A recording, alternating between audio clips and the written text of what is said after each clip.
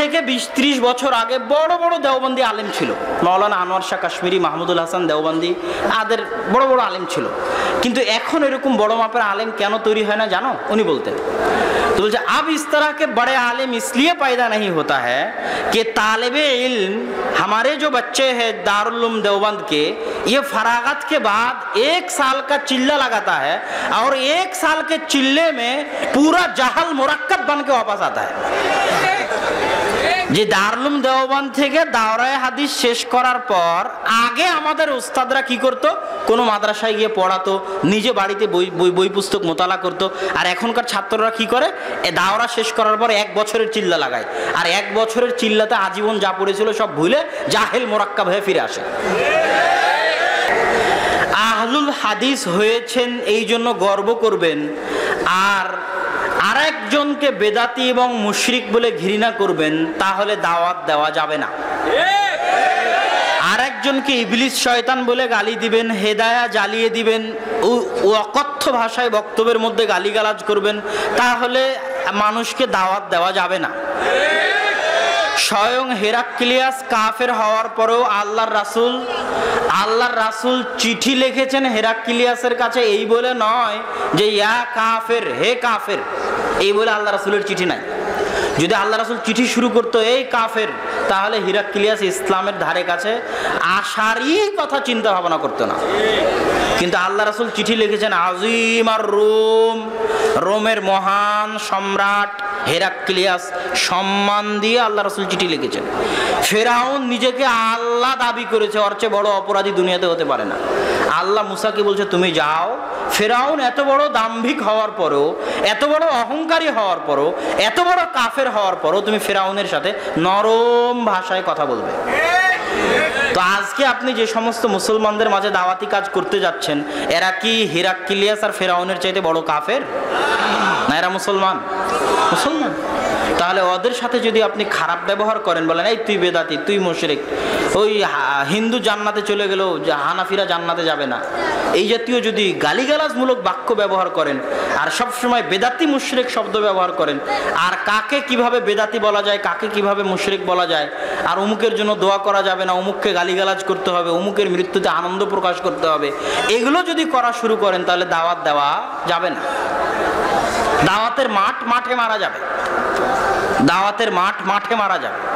সম্মানিত উপস্থিতি, তারপরের মন্তব্য, আহলুল হাদিসদেরকে দলীয় সংকীর্ণতা, সাংগঠনিক সংকীর্ণতার ঊর্ধ্বে উঠে দাওয়াতি কাজ করতে হবে। কেননা আল হিজব আস সালাফি, আল মানহাজ আস সালাফির মধ্যে পার্থক্য আছে। আল জামাতবদ্ধ থাকতে বলেছেন আল্লাহ রাসূল। আল্লাহ রাসূলের গুরুত্বপূর্ণ নির্দেশ যে তোমরা জামাতবদ্ধ থাকো। আমরুকুম বিখামসিন, আমি তোমাদেরকে 5টি বিষয়ের আদেশ করছি, তার মধ্যে একটা জরুরি আদেশ, জামাতবদ্ধ থাকো। যে জামাত থেকে দূরে চলে যাবে, মাতা মাইতাতান জাহিলিয়া, তার মৃত্যু হবে জাহিলিয়াতের মৃত্যু। যে জামাত থেকে 1 বিঘত পরিমাণ দূরে চলে যাবে, তার কাঁধ থেকে ইসলাম খুলে পড়ে যাবে।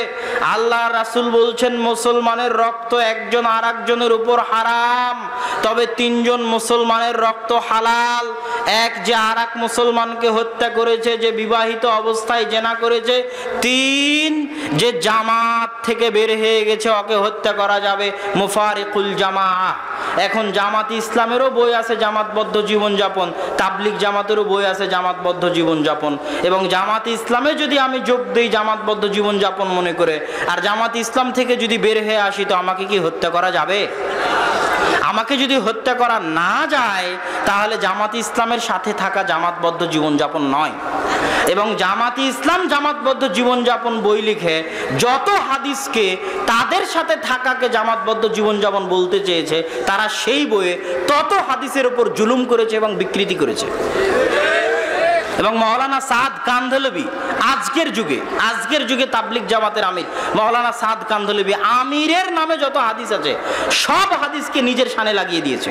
যখন দেওবন্দীদের সাথে গন্ডগোল লেগে গেল দারুল উলুম দেওবন্দের সাথে, যেটা আপনারা সবাই জানেন, তখন মাওলানা সাদ কান্ধলভি বই লেখা শুরু করলো আমিরের আনুগত্য এবং জামাতবদ্ধ জীবনযাপন। সেই বই মাওলানা সাদ কান্ধলভির যারা অনুসারী তাদের মধ্যে বিতরণ করতে লাগলো। তো উনি বুঝাতে চাইলেন তাবলিগ জামাতের সাথে থাকা আর আমার আনুগত্য করাই আল্লাহ রাসূলের ওই হাদিস যে আমিরের আনুগত্য করতে হবে, এটা হলো সেই আনুগত্য। আর আমার তাবলিগ জামাতের সাথে থাকা আল্লাহ রাসূলের ওই হাদিস জামাতবদ্ধ থাকতে হবে, এটা হলো সেই জামাতবদ্ধ থাকা। তো এখন যদি আমি তাবলিগ জামাত ছেড়ে দিই আর মাওলানা সাদ কান্ধলভির অনুগত্য না করি, তার আমিরত্ব না মানি, তাহলে কি আমাকে হত্যা করা যাবে? যদি না যায় তাহলে মাওলানা সাদ কান্ধলভি হাদিসগুলোর উপর জুলুম করেছে, এটাই ঠিক।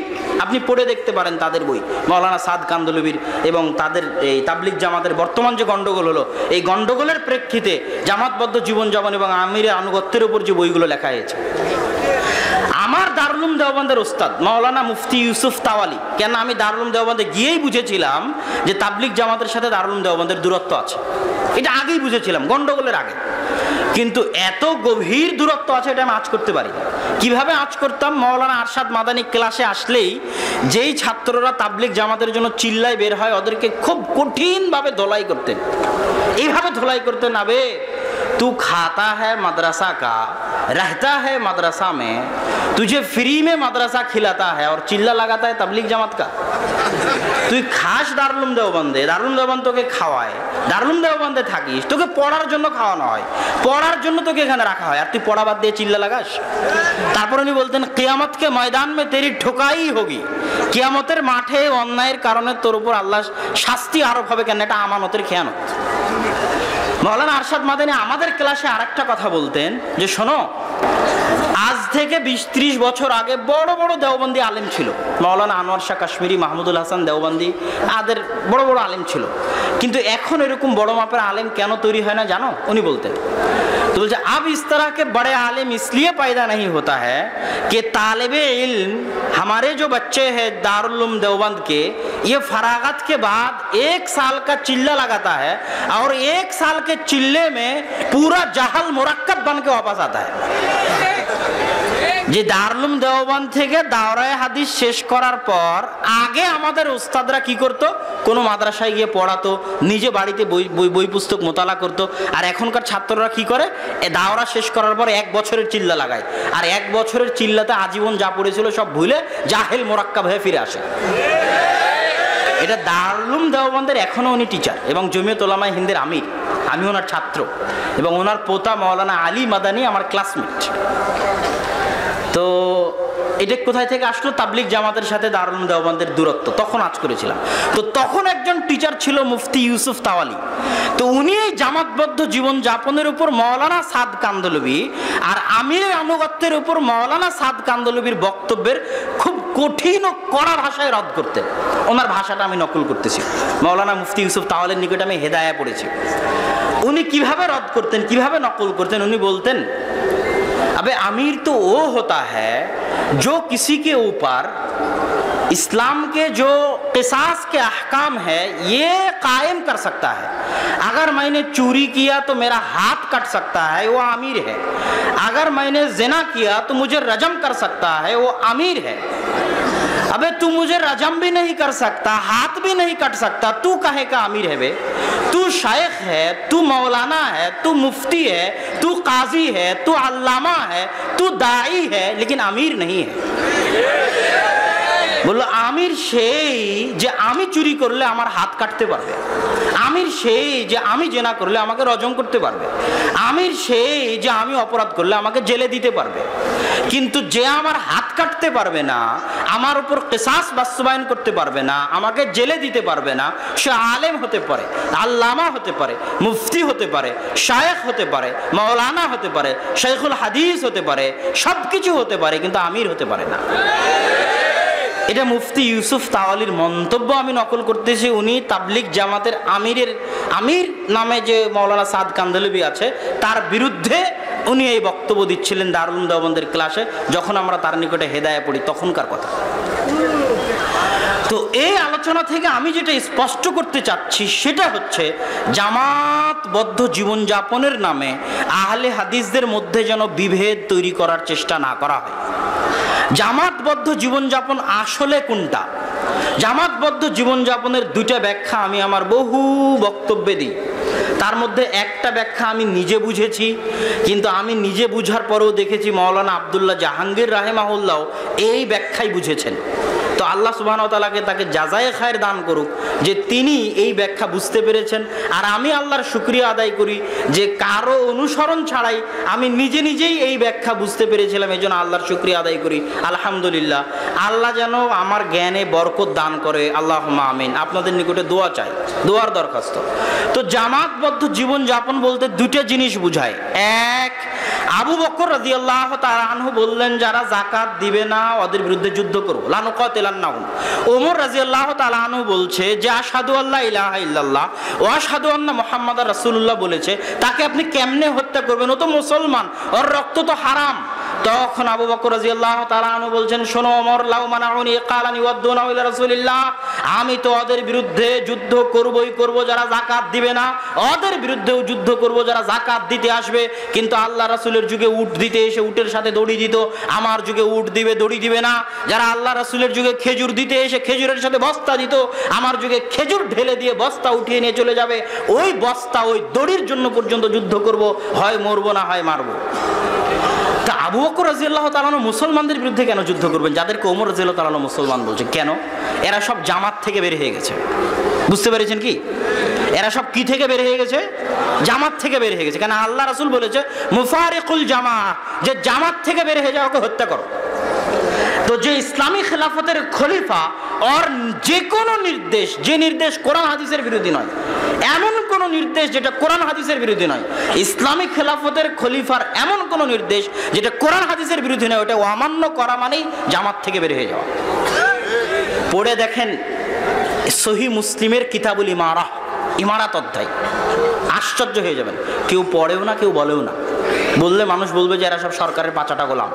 কিতাবুল ইমারার যদি অনুবাদ করা হয় আর মানুষকে শোনানো হয় তো মানুষ কি বলবে? এরা পেট্রো ডলার খাওয়া সরকারের গোলাম। কিন্তু কিতাবুল ইমারাহ এর হাদিসগুলো ব্যতিক্রম হাদিস। এগুলো সব ইসলামিক খেলাফতের যিনি খলিফা, রাষ্ট্রনেতা যিনি, তার আনুগত্যের কথা ইসলামে খুব কড়া এবং কঠোরভাবে বলা আছে। মেরে পিঠের চাল তুলে দিলেও আনুগত্য করতে হবে, এত কঠিনভাবে বলা আছে। হাবশি গোলাম যদি নেতা হয়ে যায় আনুগত্য করতে হবে। কেননা ইসলাম রাষ্ট্রীয় শৃঙ্খলায় বিশ্বাস করে। আজকে বাংলাদেশে কথার কথা, আপনি বাংলাদেশে আছেন, আপনি সিরিয়ার সাথে তুলনা করেন, আপনি লিবিয়ার সাথে তুলনা করেন। লিবিয়াতে মুসলমানদের জানমালের নিরাপত্তা আছে? প্রত্যেকদিন পত্রিকায় পড়ে দেখবেন কোনো জানমালের নিরাপত্তা নাই, কোনো বোনের জানের নিরাপত্তা নাই। কি জন্য নাই? মুআম্মার আল গাদ্দাফির সময় কি জানমালের নিরাপত্তা ছিল না? ছিল না। মুআম্মার আল গাদ্দাফি যত খারাপ শাসক হোক, ওর সময় তো অন্তত মেয়েদের ইজ্জতের নিরাপত্তা ছিল। মুআম্মার আল গাদ্দাফি যত খারাপ শাসক হোক, ওর সময় তো অন্তত বিনা অপরাধে মানুষকে হত্যা করা হতো না। মুআম্মার আল গাদ্দাফির বিরুদ্ধে বিদ্রোহ করলো মানুষ। কেন ইসলাম সরকারের বিরুদ্ধে বিদ্রোহকে এত কঠোর হস্তে বাধা দেয়? তার প্রমাণ আজকের লিবিয়া, আজকের সিরিয়া। লিবিয়াতে মুআম্মার আল গাদ্দাফির বিরুদ্ধে বিদ্রোহ করে এখন কারো জানমালের নিরাপত্তা নেই। যত মুসলমান নারী পুরুষকে ইহুদি আর খ্রিস্টানেরা ধর্ষণ করেছে, হত্যা করেছে, তার চেয়ে বেশি নারী পুরুষ সিরিয়ার মাটিতে, লিবিয়ার মাটিতে মুসলমানদের হাতে নষ্ট হচ্ছে, ধ্বংস হচ্ছে, মৃত্যু হচ্ছে। এটাই সত্য, এটাই বাস্তব। এই জন্য ইসলাম বলে ক্ষমতায় যে আছে যতক্ষণ কাফের না হয়ে যায়, কাফের হয়ে গেলেও ওর বিরুদ্ধে বিদ্রোহ করে ক্ষমতা পাল্টানোর যদি ক্ষমতা তোমার কাছে না থাকে তাহলে তার বিরুদ্ধে বিদ্রোহ করিও না। অন্তত তোমার স্ত্রী পুত্রের জানমালের ইজ্জতের হেফাজত হবে, নিরাপত্তা বজায় থাকবে, আমন আমান বজায় থাকবে। এটা ইসলাম খুব গুরুত্ব দিয়ে দেখে। তো এই জামাতবদ্ধ জীবনযাপনের একটা অর্থ হচ্ছে খলিফা, রাষ্ট্রনেতার বৈধ নির্দেশের সাথে থাকা। আর যে থাকবে না সে খারিজি। খারিজি মানে খারেজ আনিল জামাত, জামাত থেকে বের হয়ে গেছে। খারিজি মানে যে বের হয়ে যায়, জামাত থেকে বের হয়ে গেছে সে খারিজি। এবার দ্বিতীয় ব্যাখ্যা হচ্ছে মসজিদের সাথে সম্পর্ক রেখে 5 ওয়াক্ত সালাতের জামাতে উপস্থিত হওয়ার মাধ্যমে সারা বিশ্বের মুসলমানদের বৃহৎ জামাত, জামাতুল মুসলিমিন, সারা পৃথিবীর মুসলমানদের একটা অদৃশ্য বৃহৎ জামাত। যে অদৃশ্য বৃহৎ জামাতকে আল্লাহ অনেক কিছু দিয়ে আল্লাহ বন্ধন তৈরি করে দিয়েছেন। যেমন সবার কেবলা আল্লাহ এক করে দিয়েছেন। সারা পৃথিবীর সব মসজিদের কেবলা কোন দিকে? কাবার দিকে। কথা বুঝতে পারেননি? এটা একটা বন্ধন তৈরি করে দিয়েছেন আল্লাহ সুবহানাহু ওয়া তাআলা। তো সারা পৃথিবীর মুসলমানদের এই বিশাল জামাতুল মুসলিমিন, এদের অন্তর্ভুক্ত হবে তখন যখন তার সম্পর্ক থাকবে মসজিদের সাথে। আর যদি মসজিদের সাথে সম্পর্ক না থাকে তাহলে সে মুসলমান বলে গণ্য, মুসলমানদের জামাতের মধ্যে গণ্য হবে না, জামাতবদ্ধ জীবন যাপনের মধ্যে গণ্য হবে না। দলিল রাসূল সাল্লাল্লাহু আলাইহি ওয়াসাল্লামের হাদিস। এই হাদিস বলে আজকের বক্তব্য শেষ করব। মা মিন ক্বরিয়াতিন, এমন কোনো গ্রাম নেই যেই গ্রামে 3 জন মানুষ বসবাস করে। লন্ডনের একটা পাড়ায় 3 জন মুসলমান বাস করে, চীনের একটা ছাত্রাবাসে 3 জন মুসলমান বসবাস করে। এমন কোনো অঞ্চল নয় আফ্রিকার জঙ্গলে 3 জন মুসলমান বসবাস করে যেখানে 3 জন মুসলমান বসবাস করে আর তারা আজান দিয়ে ইকামত দিয়ে 5 ওয়াক্ত সালাতের জামাত কায়েম করে না। ইল্লাস্তাহওয়াযা আলাইহিমুশ শয়তান, শয়তান তাদের উপর আক্রমণ করে। কেন জানো?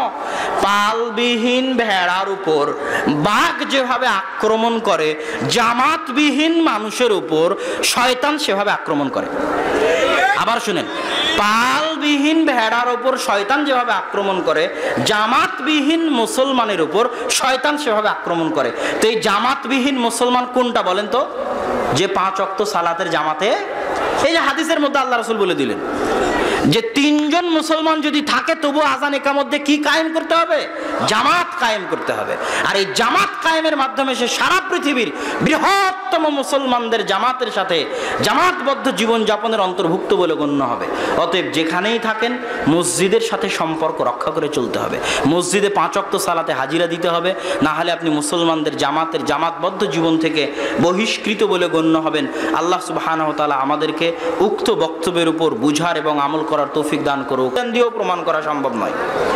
তো যখন এই মুতাকাল্লিমিনরা যুক্তি দিয়ে আকীদা প্রমাণ করতে পারলো না কিছু কিছু আকীদা, তখন তারা সেগুলোর অর্থের তাবিল, বিকৃত অর্থ করতে লাগলো। আল্লাহর হাত মানে আল্লাহর হাত নয়, আল্লাহর হাত মানে আল্লাহর ক্ষমতা, আল্লাহর নিচের আসমানে নেমে আসা মানে আল্লাহর নেমে আসা নয়, আল্লাহর রহমত নেমে আসা, আল্লাহর হাসা মানে আল্লাহর হাসা নয়, আল্লাহর সন্তুষ্ট হওয়া।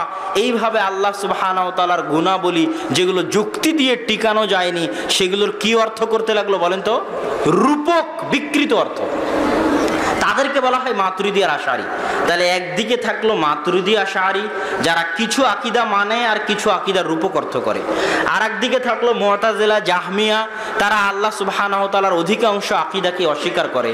এর মাঝামাঝি থাকলো আহলুস সুন্নাত ওয়াল জামাত, যে ওই যে দেখো সাহাবীরা কিসের উপর ছিল, তাবিরা কিসের উপর ছিল। দেখো সাহাবী তাবিদের পক্ষ থেকে যদি প্রমাণ হয়ে যায় যে আল্লাহর হাত মানে আল্লাহর ক্ষমতা, ঠিক আছে। আর যদি সাহাবী তাবি থেকে কেউ প্রমাণ না করতে পারে কোন সাহাবী থেকে যে আল্লাহর হাত মানে আল্লাহর ক্ষমতা, তাহলে এটা বাতিল আকীদা। কোন সাহাবী থেকে যদি প্রমাণ না হয় যে আল্লাহর নিচের আসমানে নেমে আসা মানে আল্লাহর রহমত নেমে আসা, তাহলে এটা বাতিল আকীদা। এটাই আহলুস সুন্নাত ওয়াল জামাত। দেখো সাহাবীরা কিসের উপর ছিল, এটাই সালাফি। পূর্বে ফিরে যাও, এরা কি বলছে দেখার দরকার নাই। সালাফ আগে যারা ছিল তারা কি বলতো সেটা দেখো। তাদের আকীদা আমাদের আকীদা। আবু হানিফা রাহিমাহুল্লাহর ফিকহুল আকবরের মধ্যে বলছেন যে আল্লাহর হাতকে আল্লাহর হাত না বলে আল্লাহর শক্তি বলবে, তার আকীদা ঠিক নাই। ডাইরেক্ট বলেছে আবু হানিফা রাহিমাহুল্লাহ। যে আল্লাহকে আসমানের উপর মানে না তাকে তিনি কাফের বলেছেন। তাহলে আমাদের যারা হানাফি দাবি করতেছেন দিনী ভাইয়েরা, তারা মূলত কেউই আকীদায় হানাফি নন, তারা মূলত আকীদায় মাতুরিদি। সুতরাং তাদেরকে হানাফি দাবি করা উচিত নয়, তাদেরকে মাতুরিদি। কেন? আকীদাই মূল জিনিস। আপনি আকীদাতেই হানাফি হতে পারলেন না, আকীদাতেই আবু হানিফা রাহিমাহুল্লাহর সঙ্গী হতে পারলেন না, তাহলে নিজেকে হানাফি পরিচয় দেওয়া তো অনেক লজ্জাস্কর, অনেক অপমানজনক এবং মিথ্যা দাবির অন্তর্ভুক্ত হতে পারে। শুধু আবু হানিফা রাহিমাহুল্লাহর দুই একটা ফিকহি মাসলা মাসাইল নেবেন আর ওনার আকীদা যেটা মৌলিক অংশ সেটাকে বাদ দিয়ে মাতুরিদিদের অনুসরণ করবেন আর বলবেন আপনি হানাফি, এটা কেমনে হলো? আকীদায় ফিরে যেতে হবে আবু হানিফা রাহিমাহুল্লাহর আকীদায়, সাহাবীদের আকীদায়, সালাফদের আকীদায়।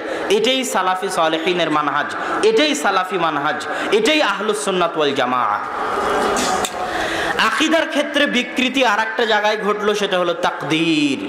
একদল মানুষ বলল আমি যা করি আল্লাহই করাই, চুরি করি আল্লাহই করাই, গান বাজনা শুনি আল্লাহই শোনায়, কাউকে হত্যা করলে আল্লাহই করিয়েছে, জেনা করলেও আল্লাহই করায়, নাউজুবিল্লাহ। আর একদল মানুষ বলল আমি যা করি সেটাই। এই দলের মানুষ এখন বেশি। ভাগ্য বলে কিছু নাই, আমি যদি চাই করতে পারবো, আমি যদি চাই না করতে পারবো, এখানে ভাগ্য বলে কিছু নাই, সব কিছু আমার হাতে, নাউজুবিল্লাহ। এই দুই ভ্রান্ত আকীদার মাঝামাঝি আকীদা হচ্ছে যে সালাফিদের আকীদা কি ছিল, যারা আগে চলে গেছে তাদের আকীদা কি ছিল দেখো। আব্দুল্লাহ বিন ওমর, আব্দুল্লাহ বিন আব্বাসের আকীদা কি ছিল দেখো, সাহাবীদের আকীদা কি ছিল দেখো।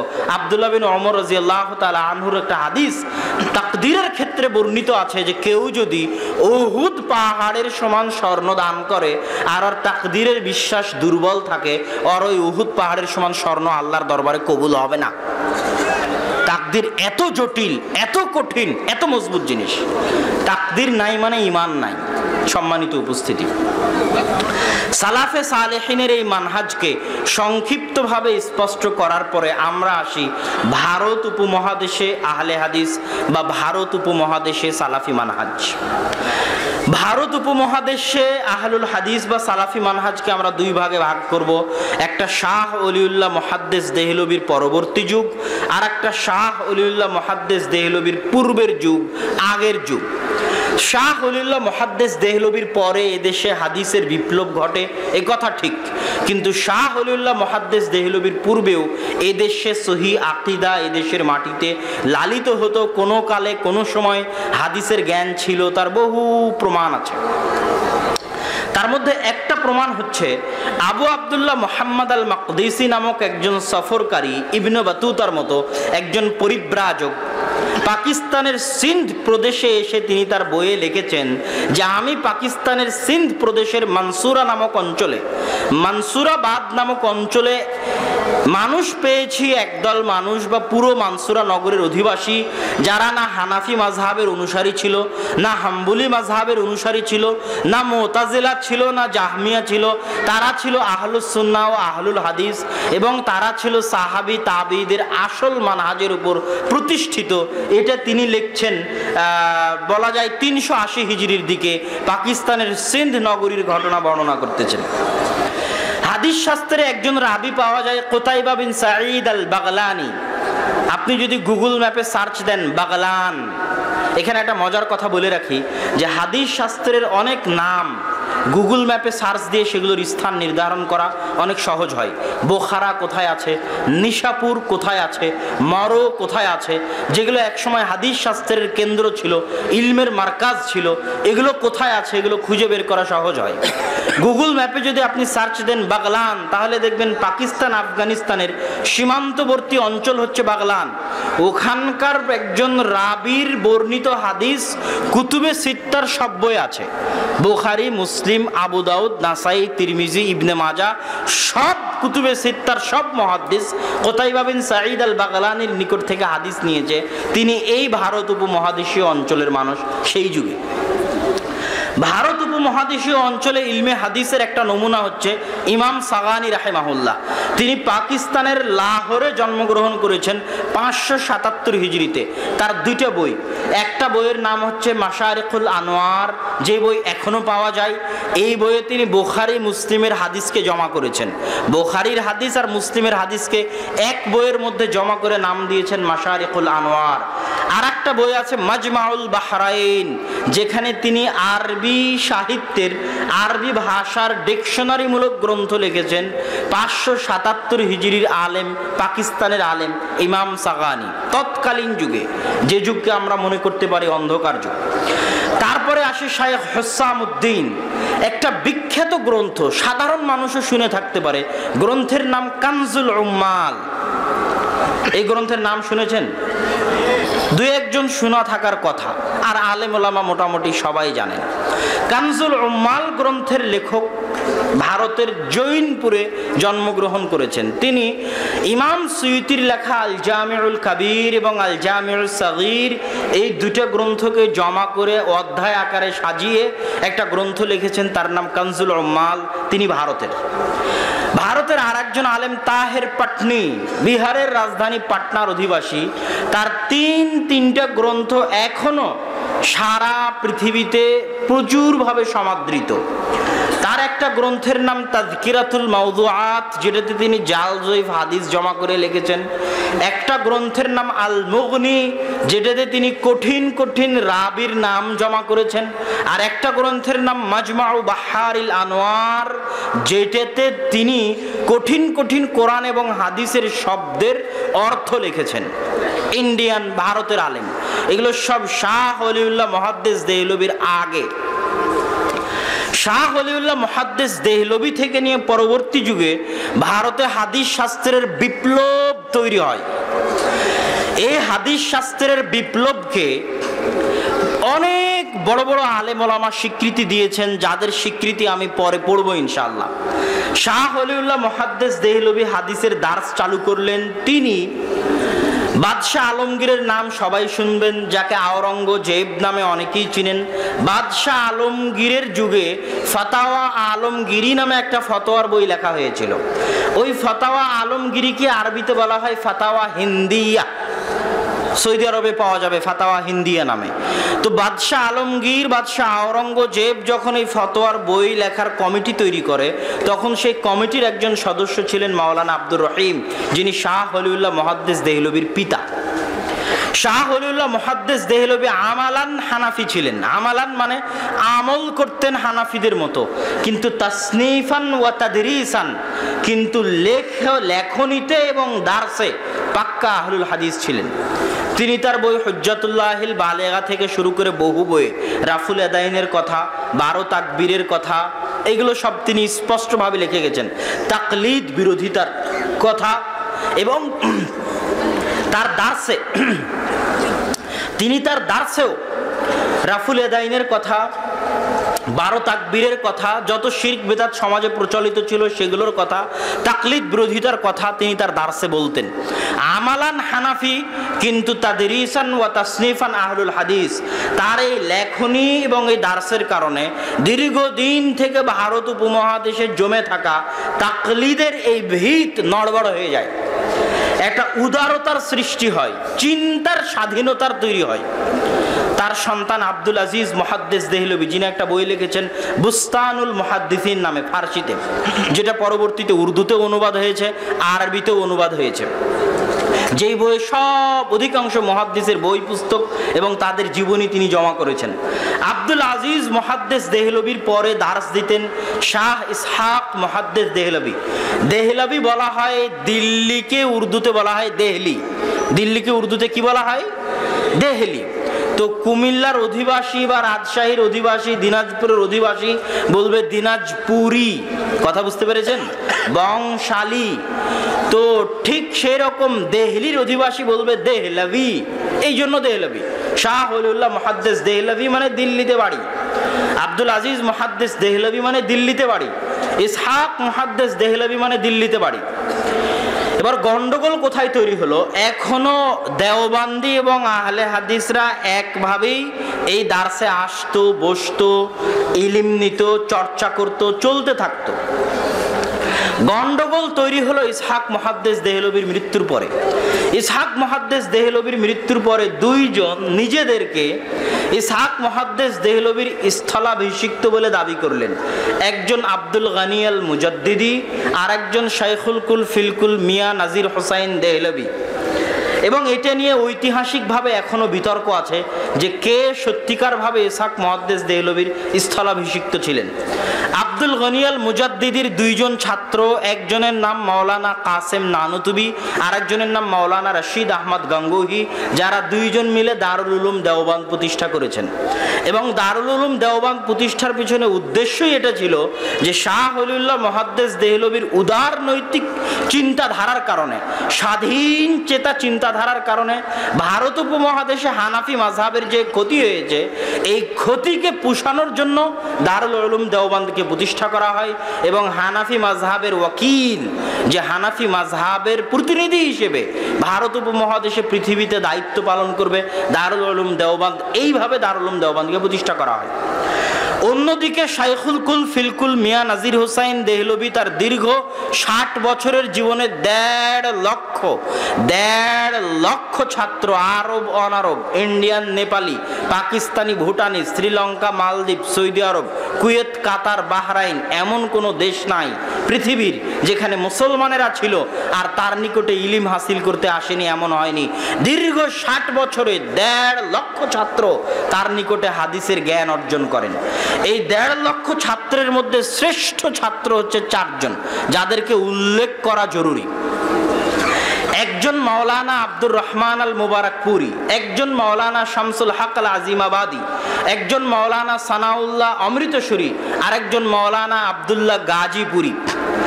মাওলানা আব্দুর রহমান আল মুবারকপুরি হচ্ছে পৃথিবীব্যাপী তিরমিজির শ্রেষ্ঠ আরবিতে ব্যাখ্যা গ্রন্থ তুহফাতুল আহওয়াজির লেখক। সারা পৃথিবীর পূর্ব থেকে পশ্চিম, উত্তর থেকে দক্ষিণ, সৌদি আরব, কুয়েত, কাতার, বাহরাইন, মদিনা ইসলামী বিশ্ববিদ্যালয় থেকে সর্বত্র শ্রেষ্ঠ তিরমিজির ব্যাখ্যা গ্রন্থ হিসেবে আরবিতে গণ্য হয় তুহফাতুল আহওয়াজি, লিখেছেন ভারতের আহলে হাদিস আলেম। একজন হানাফি আলেম বই লিখলেন আসারুস সুনান। কি জন্য লিখলেন? আহলে হাদিস মাদ্রাসাগুলোতে পড়ানো হতো বুলুগুল মারাম, হাদিসের বই। বুলুগুল মারাম হাফেজ ইবনে হাজার আসকালানির লেখা হাদিসের বই। হাফেজ ইবনে হাজার আসকালানির লেখা বুলুগুল মারামে আহলে হাদিসরা যেভাবে আমল করে এই হাদিসগুলো বেশি আছে। রাফুল এদাইনের হাদিস আছে, হুকুম আহকামের ক্ষেত্রে আহলে হাদিসদের ফতোয়ার হাদিস আছে। তখন আল্লামা নিম্বি মনে করলেন হানাফিদের মাদ্রাসাতেও মিশকাতের আগে একটা হাদিসের বই থাকা দরকার, যেখানে হানাফিদের মাসলা মাসাইলের হাদিসগুলো জমা করা থাকবে। তখন তিনি বই লিখলেন আসারুস সুনান। বই লেখা বেশি দিন হয়নি, অতি দ্রুত সময়ে ওই বইয়ে উল্লেখিত ভুল ত্রুটি, জাল জয়ীফ হাদিস, রাবির দুর্বলতা, বিকৃতি সবকিছু আরবিতে উল্লেখ করে আরবিতে বই লিখলেন আবকারুল মিনান ফি নাকদি আসারিস সুনান, মাওলানা আব্দুর রহমান মুবারকপুরি রাহিমাহুল্লাহ। এত বড় মাপের জ্ঞানী পণ্ডিত আলেম ছিলেন। মাওলানা শামসুল হক আল আজিমাবাদী দ্বিতীয় জন। মাওলানা শামসুল হক আজিমাবাদী তিনি বিহারের আজিমাবাদ শহরের মানুষ, মিয়া নাজির হুসাইন দেহলভীর ছাত্র। সবাই মিয়া নাজির হুসাইন দেহলভীর ছাত্র।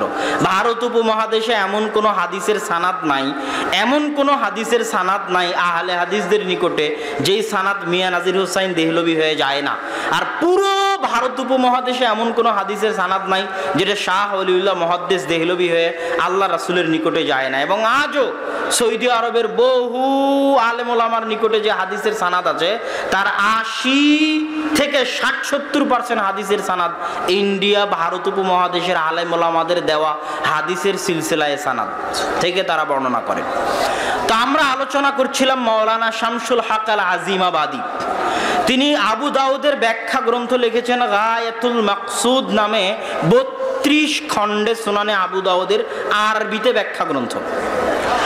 এই 32 খণ্ডের 2 খণ্ড পাকিস্তান থেকে প্রকাশিত হয়েছে, বাকি খণ্ডগুলো কেননা প্রায় প্রত্যেক আলেম ওলামার জীবনের সাথে হিন্দু শিখ দাঙ্গা, মুসলিম হিন্দু দাঙ্গার ফলে বই পুস্তক পুড়ে যাওয়া, বই পুস্তক জ্বলে যাওয়া, হারিয়ে যাওয়ার ঘটনা সম্পৃক্ত আছে।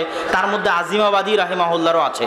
তার বিশাল লাইব্রেরি ছিল, হাজার হাজার টাকা খরচ করে বিদেশ থেকে বই নিয়ে আসতেন, কিন্তু বিভিন্ন দাঙ্গায় তার লাইব্রেরি পুড়ে যাওয়ায় তার অনেক বই পাওয়া যায়নি।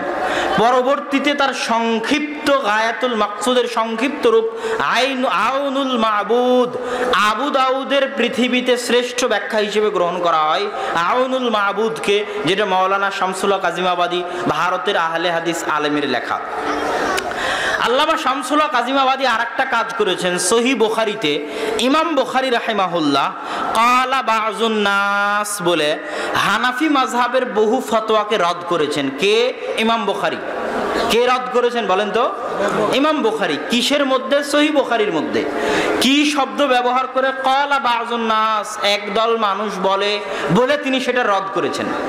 তো মাওলানা আহমদ আলী সাহারানপুরি রাহিমাহুল্লাহ, যেটা সাহারানপুর জেলা উত্তরপ্রদেশ, যেখানে মাজাহিরুল উলুম সাহারানপুর অবস্থিত, সেই মাজাহিরুল উলুম সাহারানপুরের একজন বয়োজ্যেষ্ঠ বর্ষিয়ান আলেম মাওলানা আহমদ আলী সাহারানপুরি, তিনি একটা বই লিখলেন, এই কালা বাজুন নাসে ইমাম বুখারী হানাফি মাযহাবের ওপর যে রদ করেছেন সেই রদের উত্তর লেখে বই লিখলেন ভারতের একজন হানাফি আলেম মাজাহিরুল উলুম সাহারানপুরের।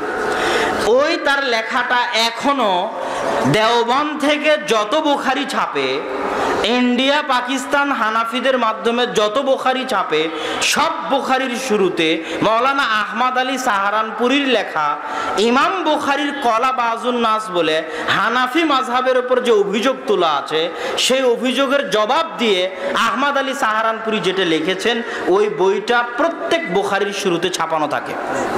কথা কি বুঝতে পারছেন আমার? আমাদের ছাত্ররা জানেই না যে এটার উত্তর আমি কোথায় পাবো।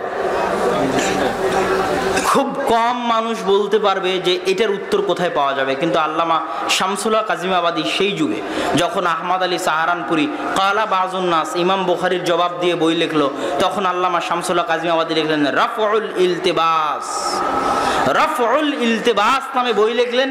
এবং আহমদ আলী সাহারানপুরী যে অভিযোগ উত্থাপন করেছিল ইমাম বুখারীর কালা বাজুন নাসের উপর, তার আরবিতে ইলমি জবাব দিয়েছেন সেই যুগে আল্লামা শামসুল হক কাজিমাবাদী। এত মহান ইলমি কারনামা। সুনানুদ দারাকুতনির উপর আল্লামা শামসুল হক কাজিমাবাদীর টিকা আছে, সুনানুদ দারাকুতনির উপর, সেই যুগে তিনি টিকা লিখেছেন। দুইজন আলেমের কথা গেল। 3 নম্বর আলেম মাওলানা সানাউল্লাহ অমৃতসুরি। মাওলানা সানাউল্লাহ অমৃতসুরি দারুল উলুম দেওবন্দ থেকে পড়া। আমি আহলে হাদিস সন্তান হিসেবে দারুল উলুম দেওবন্দে পড়ার কারণে অনেকেই অনেক টিটকারি, নিন্দা, হাসি ঠাট্টা করেছে, এখনো করে। বিশেষ করে যখন আমি পড়তাম দেওবন্দে, তখন এই জিনিসটা সবচেয়ে বেশি হতো। তো আমি ওই সময় কিছু খুঁজে দেখেছিলাম যে কিছু আহলে হাদিস আলেম পাওয়া যায় কিনা, যে সালাফ, আমি প্রথম না আমার আগে কোনো আহলে হাদিস আলেম দারুল উলুম দেওবন্দে পড়েছে। তার মধ্যে একজন মাওলানা সানাউল্লাহ অমৃতসুরি, যাকে আহলে হাদিসদের সিপাহ সালার বলা যেতে পারে। মাওলানা সানাউল্লাহ অমৃতসুরির খেদমত শুধু আহলে হাদিসদের উপর নয়, পুরো ভারত উপমহাদেশের উপর সীমাহীন। ভারত উপমহাদেশের বিশাল ফিতনা, কাদিয়ানি ফিতনাকে তিনি একাই মাটির সাথে ধূলিসাৎ করেছেন। কিভাবে? গোলাম আহমদ কাদিয়ানির সাথে তিনি একটা মোবাহালার আয়োজন করেছিলেন, যেই মোবাহালায় বলা ছিল যে গোলাম আহমদ কাদিয়ানি যদি সত্য হয় তো সানাউল্লাহ অমৃতসুরি আগে মারা যাবে, গোলাম আহমদ কাদিয়ানি পরে মারা যাবে। আর সানাউল্লাহ অমৃতসুরি যদি সত্য হয় তাহলে গোলাম আহমদ কাদিয়ানি আগে মারা যাবে, সানাউল্লাহ অমৃতসুরি পরে মারা যাবে। এই মর্মে খোলা মাঠে আল্লাহকে সাক্ষী রেখে মোবাহালা হয়েছিল। এই মোবাহালার পরে গোলাম আহমদ কাদিয়ানি বাথরুম টয়লেটে পড়ে মারা গেছিল। আর তার মৃত্যুর পরে 40 বছর সানাউল্লাহ অমৃতসুরি খাতমে নবুয়তের জীবন্ত মুজিজা হিসেবে পৃথিবীতে জীবিত ছিলেন। আল্লাহু আকবার। এত বড় আহলে হাদিস আলেম। তিনি একটা পত্রিকা বের করতেন আখবারে আহলুল হাদিস নামে, উর্দুতে। এবং তার ক্ষেত্রে বলা হয়ে থাকে যে তিনি তার জীবনে এমন কোনো, ভারত উপমহাদেশের মাটিতে এমন কোনো ফেরকা নাই, কেন ভারতের মাটি এমন মাটি যে মাটিতে 200-300-র অধিক ধর্ম আছে, এরকম মাটি পৃথিবীতে নাই। তো ভারত উপমহাদেশের মাটিতে এমন কোনো ধর্ম নাই যেই ধর্মের যে কোনো আকিদা যেটা ইসলাম বিরোধী, ওটার উনি জবাব দিতে পারবেন না। এক টেবিলে, এক মঞ্চে, একসাথে বসে হিন্দু, বৌদ্ধ, শিখ, জৈন, ব্রেলভি, শিয়া, কাদিয়ানি যত আছে, আরিয়া সমাজ, কাদিয়ানি, মুনকিরে হাদিস যত ফেরকা আছে, সব ফেরকাকে এক টেবিলে, এক মঞ্চে বসে তর্ক বিতর্ক করে সবাইকে একসাথে একদিনে পরাজিত করে উঠে যাবেন না, এটা হতে পারে না। এমন ব্যক্তিত্ব হচ্ছেন মাওলানা সানাউল্লাহ অমৃতসুরি রাহিমাহুল্লাহ। তিনি মিয়া নাজির হুসাইন দেহলভির ছাত্র, শাইখুল কুল ফিলকুল মিয়া নাজির হুসাইন দেহলভি। মাওলানা আব্দুল্লাহ গাজীপুরি। মাওলানা আব্দুল্লাহ গাজীপুরি হচ্ছেন মাদ্রাসা প্রতিষ্ঠাতা। তার তেমন লেখনী নাই, কিন্তু অগণিত মাদ্রাসা প্রতিষ্ঠা করেছেন, অগণিত আহলে হাদিস মাদ্রাসা। তার মধ্যে একটা বিখ্যাত মাদ্রাসা হচ্ছে ফাইজে আম মৌনাদ ভাঞ্জান। মাওলানা আব্দুল হামিদ ফাইজিকে চিনেন আপনারা? অনেকেই চিনেন না। তার নামের শেষে ফাইজি কেন লাগানো আছে জানেন? তিনি হচ্ছেন মৌনাত ভাঞ্জান নামক জেলায় অবস্থিত ফাইজে আম মাদ্রাসার ছাত্র, এই জন্য তার নামের শেষে ফাইজি আছে। কথা কি বুঝতে পেরেছেন? আব্দুল হামিদ ফাইজিকে এদেশের মানুষেরা মোটামুটি চিনে, তার বই পুস্তক আছে, বাংলায় অনেক বই পুস্তক তিনি লিখেছেন হাফিজাহুল্লাহ। তো তার নামের শেষে ফাইজি আছে আপনাকে বোঝানোর জন্য যে আব্দুল্লাহ গাজীপুরীর বক্তব্য শোনাচ্ছি, ওই আব্দুল্লাহ গাজীপুরী এই ফায়েজে আম মৌনাদ ভাঞ্জানে অবস্থিত আহলে হাদিসদের ঐতিহ্যবাহী শিক্ষা প্রতিষ্ঠানের প্রতিষ্ঠাতা। এবং আমি আমার ভারতে থেকে একটা জিনিস আবিষ্কার করেছি যে জামিয়া সালাফিয়া বানারস আহলে হাদিসদের মারকাজি দারুল উলুম হলেও যে জামিয়া সালাফিয়া বানারস থেকে আব্দুর রহমান 5 বছর পড়াশোনা করেছে, আপনাদের সামনে বক্তব্য দিয়ে গেল, দীর্ঘ 5 বছর। ইদানিংকালে এত দীর্ঘদিন ভারতের কেন্দ্রীয় আহলে হাদিস মাদ্রাসায় পড়ে আসা কেউ নাই, এত দীর্ঘদিন আব্দুর রহমানই একমাত্র আছে যে ভারতের কেন্দ্রীয় আহলে হাদিসদের শিক্ষা প্রতিষ্ঠান জামিয়া সালাফিয়াতে সুদীর্ঘ 5 বছর কৃতিত্বের সাথে পড়াশোনা করে এসেছে। আল্লাহ তার জ্ঞানে বরকত দান করুক, আল্লাহুম্মা আমিন। তো জামিয়া সালাফিয়া বানারস আহলে হাদিসদের মারকাজি দারুল উলুম হলেও আমি দেখেছি মৌনাদ ভাঞ্জানের ফায়েজে আম মাদ্রাসা যেই জায়গায় অবস্থিত, ওই পুরো গ্রামটা, পুরো এরিয়াটা প্রকৃত অর্থে আহলে হাদিসদের মারকাজ। কি জন্য? আহলে হাদিসদের যত বই পুস্তক আছে, নওয়াব সিদ্দিক হাসান খান ভূপালী, মিয়া নাজির হুসাইন দেহলভী, শামসুল হক আজিমাবাদী, মাওলানা আব্দুর রহমান মোবারকপুরি, যত আদি পুরাতন বই আছে এগুলো তো বাংলাদেশে পাবেনই না। এগুলো সব বই জামিয়া সালাফিয়া বানারসও পাওয়া মুশকিল আছে। জামিয়া সালাফিয়া বানারসও এই বইগুলো মৌনাদ ভাঞ্জান থেকে নিয়ে আসে। বিশাল বিশাল আহলে হাদিস লাইব্রেরি আছে, যারা যুগ যুগ থেকে আহলে হাদিসদের এই ঐতিহ্যগুলো লালন করে সেই বইগুলো প্রকাশ করে আসতেছে। সম্মানিত উপস্থিতি, এই গেল আল্লামা আব্দুল্লাহ গাজীপুরী। এই যে 4 জন ছাত্র, মিয়া নাজির হুসাইন দেহলভীর, আব্দুর রহমান মোবারকপুরি, শামসুল হক আজিমাবাদী, সানাউল্লাহ অমৃতসরী, আব্দুল্লাহ গাজীপুরী, এই 4 জন ছাত্রই পুরো ভারত উপমহাদেশে আজকে আপনারা নিজেদেরকে যারা সহি আকীদা বলে দাবি করতেছেন, তাদের বদৌলত মূলত আসলে, তাদের বদৌলত হচ্ছে আসল বদৌলত। তো এতক্ষণ বলছি আহলুল হাদিসদের ইলমি দারসি তাদরিসি ধারা। আরো বহু আলেম আছে যাদের বর্ণনা দিয়ে শেষ করা যাবে না। যেমন পাকিস্তানের একজন আলেম ছিলেন হাফেজ মোহাম্মদ গন্দলবি। আমি যখন মিন্নাতুল বারি লিখি, মিন্নাতুল বাড়ির 2য় খণ্ড যখন লিখতেছি, এখন রানিং লিখতেছি মিন্নাতুল বাড়ির 2য় খণ্ড, তো মিন্নাতুল বাড়ির 2য় খণ্ড লিখতে গিয়ে ফাইজুল বারি, যেটা হচ্ছে আল্লামা আনোয়ার শাহ কাশ্মীরির লেখা, একজন হানাফি বিখ্যাত মুহাদ্দিস দারুল উলুম দেওবন্দের সহিহ বুখারীর ব্যাখ্যা ফাইজুল বারি, ওই ফাইজুল বারিতে আল্লামা কাশ্মীরি রাহিমাহুল্লাহ হাফিজ ইবনে হাজার আসকালানির ফাথুল বারির বিভিন্ন তথ্যের ভুল ধরার চেষ্টা করেছেন। এইরকম ভুল ধরার চেষ্টা হাফিজ ইবনে হাজার আসকালানির যুগেও হয়েছে।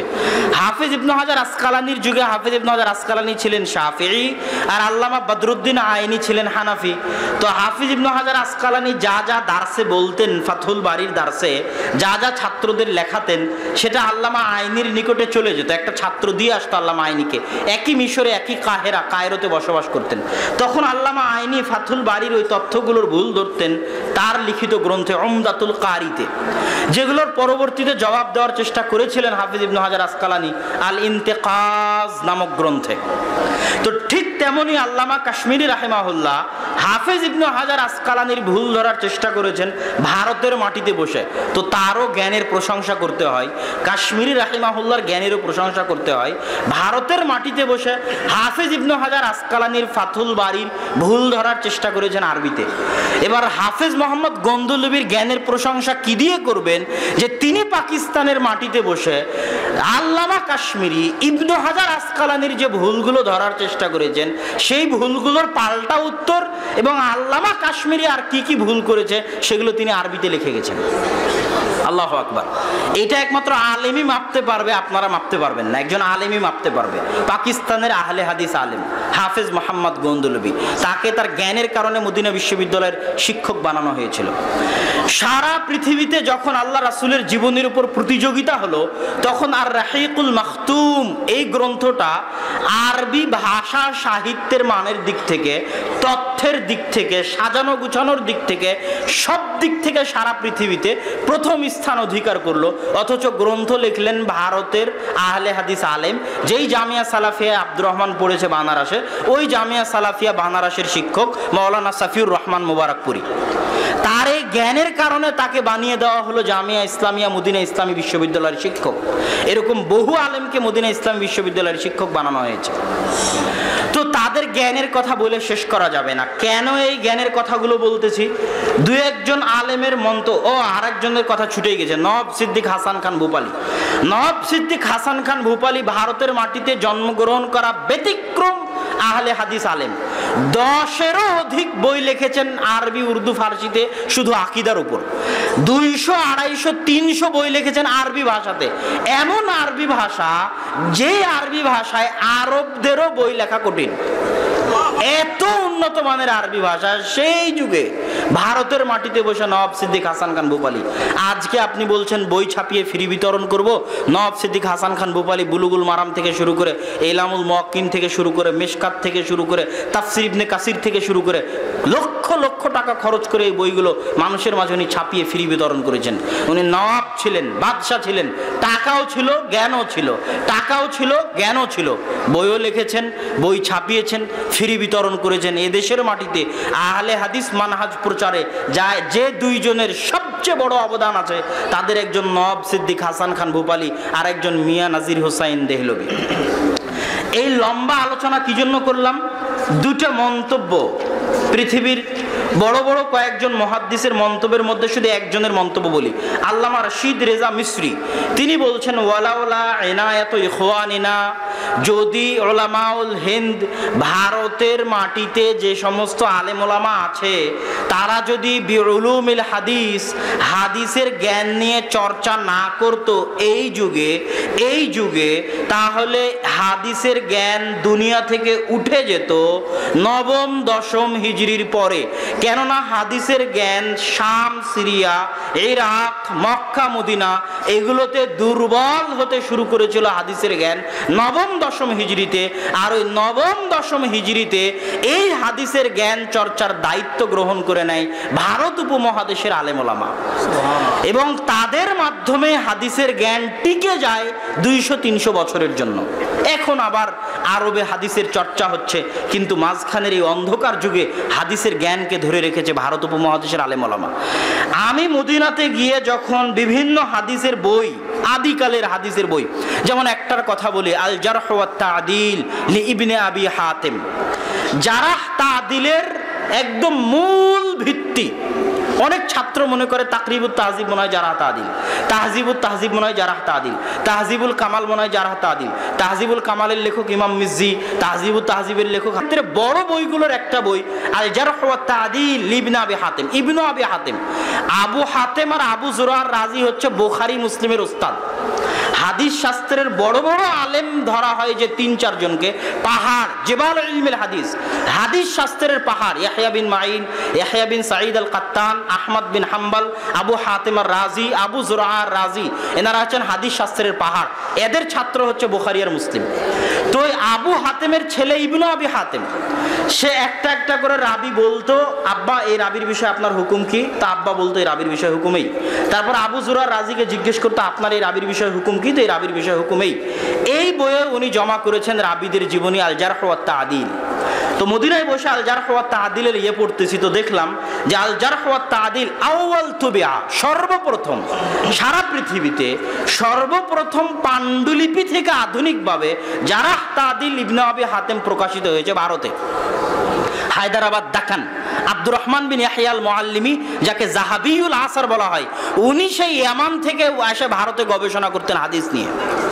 বহু হাদিসের গ্রন্থ পাবেন। আউয়াল তাবা, প্রথম প্রকাশ পাণ্ডুলিপি থেকে কোথায়? পাকিস্তানে। প্রথম প্রকাশ কোথায়? ভারতে, হায়দ্রাবাদ, দাকানে। এমন কোনো বই নাই যে বই হায়দ্রাবাদ, দাকান থেকে হাদিস শাস্ত্রের প্রকাশিত হয়েছিল না।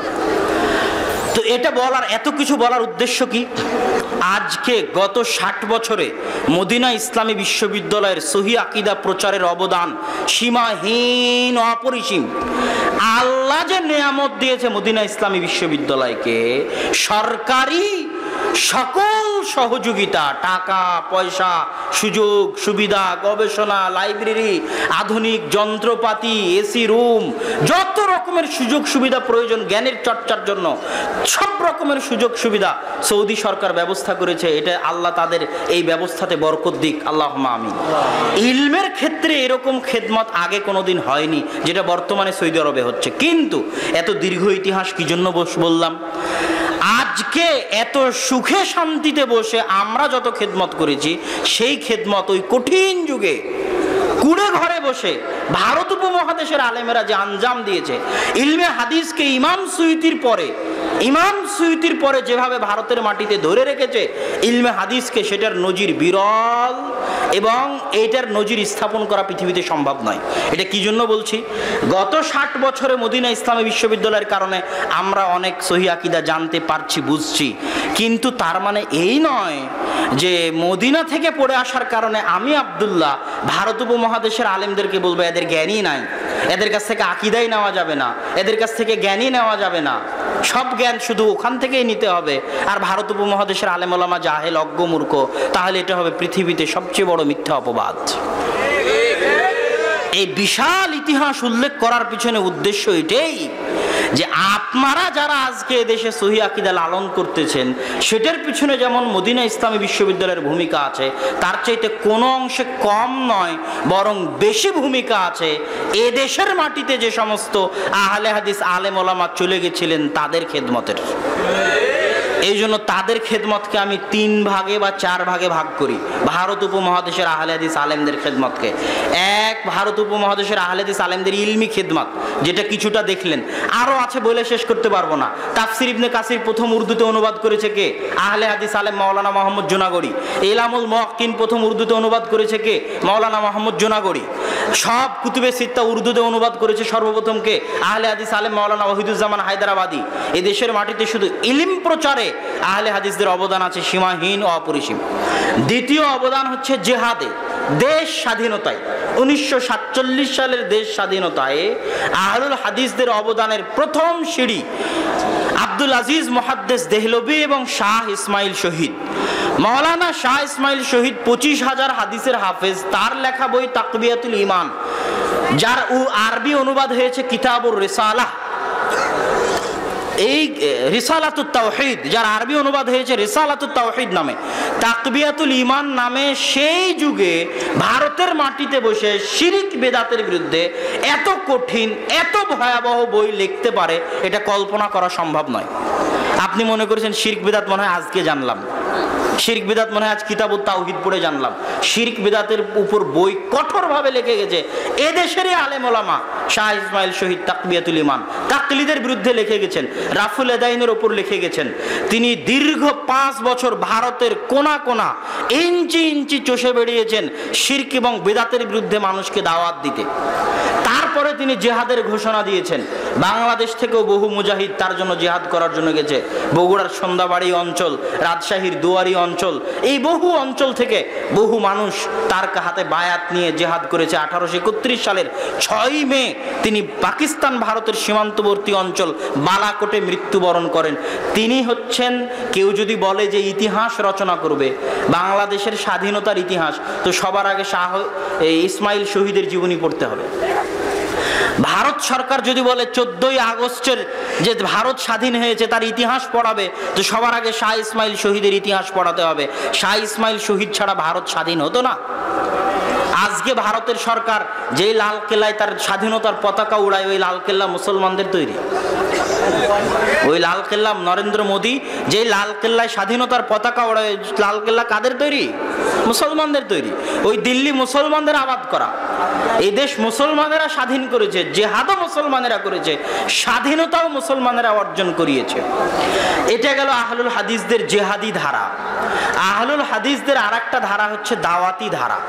মাওলানা এনায়েত আলী, মাওলানা বেলায়েত আলীদের মতো আলেম ওলামা, তারা পাটনার সাদিকপুর থেকে বের হয়ে, বিহারের রাজধানী পাটনার সাদিকপুর থেকে বের হয়ে, দিলালপুর সাদিকপুর থেকে বের হয়ে এদেশের মাটিতে দাওয়াতের জন্য বের হয়ে যেতেন।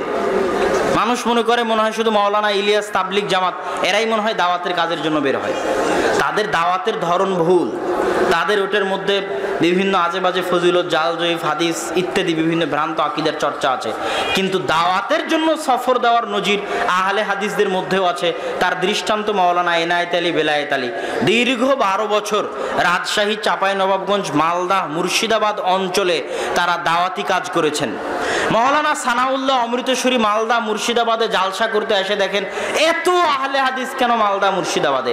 তখন তিনি আখবারে আহলে হাদিসে লিখছেন, মালদা মুর্শিদাবাদ, চাঁপাইনবাবগঞ্জ, রাজশাহীতে এত আহলে হাদিস হওয়ার পিছনে কারণ হচ্ছে এই অঞ্চলে দাওয়াত দিয়েছিলেন দীর্ঘ 12 বছর মাওলানা এনায়েত আলী আর মাওলানা বেলায়েত আলী। আজকে আপনি যত আহলে হাদিস মাদ্রাসা আছে পরীক্ষা করবেন, নাজিরা বাজার আহলে হাদিস মাদ্রাসা, যাত্রাবাড়ি আহলে হাদিস মাদ্রাসা, পাঁচরুখি আহলে হাদিস মাদ্রাসা, মিরপুর আহলে হাদিস মাদ্রাসা, জামিয়া সালাফিয়া আহলে হাদিস মাদ্রাসা, যত আহলে হাদিস মাদ্রাসা আছে পরীক্ষা করে দেখবেন। এখন ইদানিং এই যুগে অনেক মাদানি বাহির থেকে আসার কারণে এটা পরিবর্তন হতে পারে, কিন্তু তারপরেও পাবেন।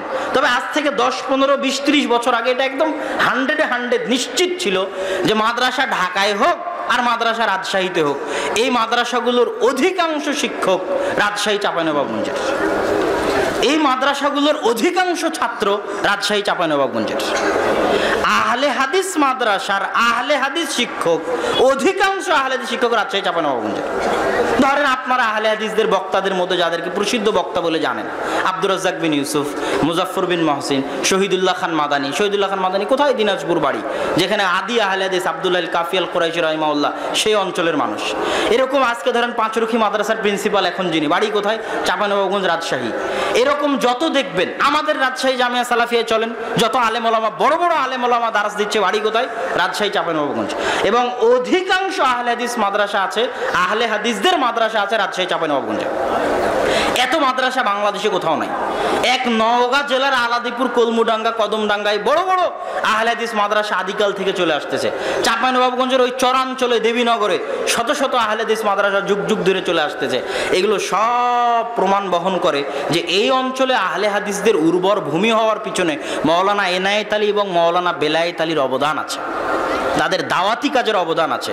সুতরাং কেউ যদি বলে যে আমি যদি মদিনা বিশ্ববিদ্যালয় থেকে পড়ে আসে এদেশের আলেম ওলামাকে অবজ্ঞা করি, তাহলে ইতিহাসকে মিথ্যা প্রমাণ করা হবে, ইতিহাসকে অবজ্ঞা করা হবে। সম্মানিত উপস্থিতি, শুধু তাই নয়, এদেশের রাজনীতিতেও আহলে হাদিসদের বিশাল অবদান আছে।